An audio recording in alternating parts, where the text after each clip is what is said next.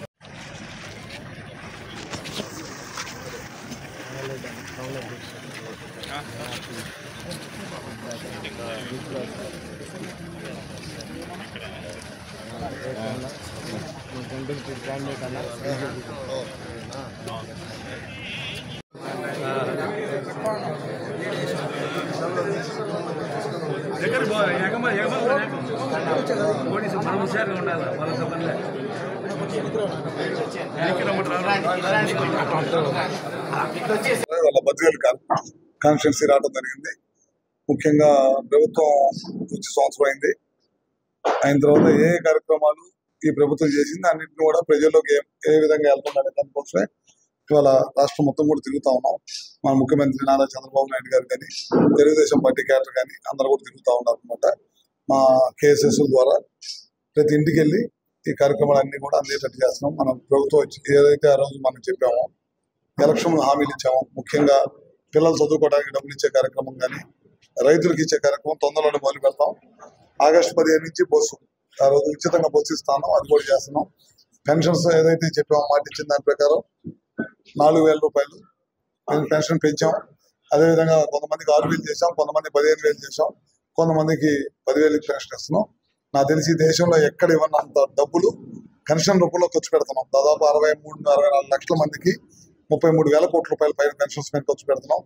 అదేవిధంగా పిల్లలు చదువుకోవడానికి అయితే తల్లికి వందనం అనే కార్యక్రమం ద్వారా మనం దాదాపు 10,000 కోట్ల రూపాయలు ఒకే రోజు తల్లుల అకౌంట్లో ఇచ్చాం అనమాట. ఇట్లాంటి అన్ని కార్యక్రమాలు ప్రభుత్వం చేపడుతుంది.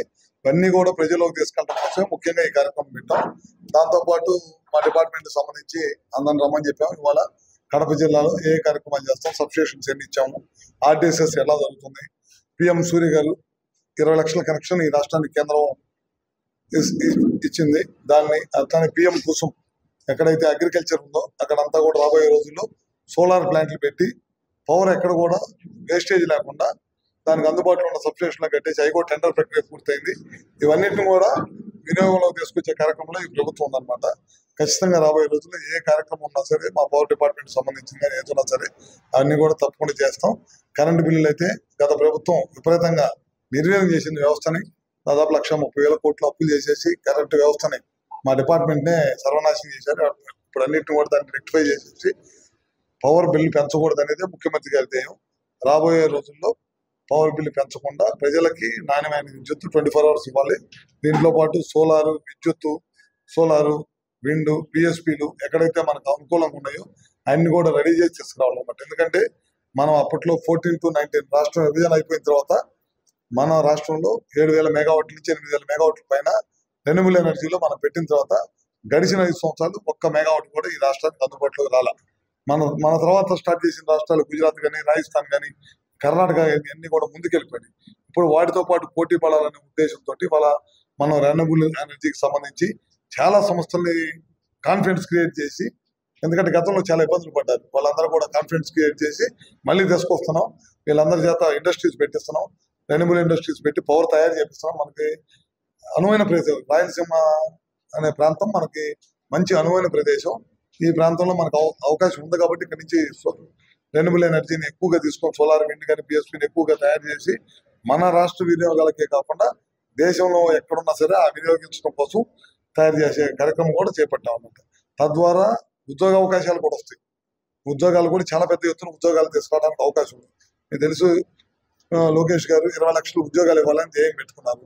దాంట్లో అవకాశం ఉన్న చట్టాల్లో ప్రభుత్వ ఉద్యోగాలు, టీచర్ పోస్టులు 6,300, 6,400 పోస్టులకి తొందరలోనే డిఎస్సి పిలుస్తున్నారు. అదేవిధంగా ప్రైవేట్ ఉద్యోగం, అన్ని గవర్నమెంట్ ఉద్యోగాలు చేయలేం కాబట్టి కొంతమేర ప్రైవేట్ ఉద్యోగాలు రావాలంటే ప్రైవేట్ ఇన్వెస్టర్స్ రావాలి, ఇక్కడికి వచ్చి ఫ్యాక్టరీలు పెట్టాలి. ఒక ప్రైవేట్ ఇన్వెస్టర్స్ కి ఒక కాన్ఫిడెన్స్ క్రియేట్ చేయాలి.